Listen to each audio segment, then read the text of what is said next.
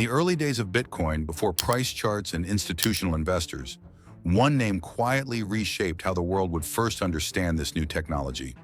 Not a programmer at a major tech firm, not a government agency, but a young, idealistic man operating under a pseudonym.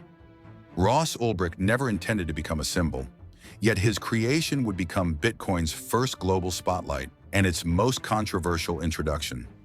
Silk Road was not just a website, it was a collision point between ideology, technology, and unintended consequences. This is the story of how one person, without controlling Bitcoin itself, helped shape Bitcoin's early public identity, and how that identity nearly defined it forever.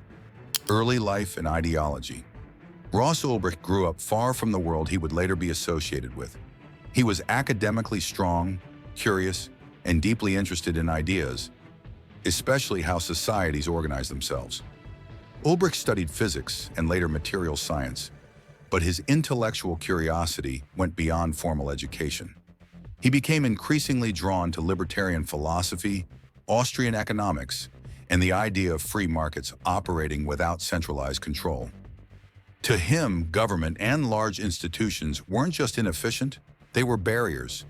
Barriers to voluntary exchange, barriers to personal freedom. Ulbricht believed that if people were allowed to trade freely without interference, markets would self-correct.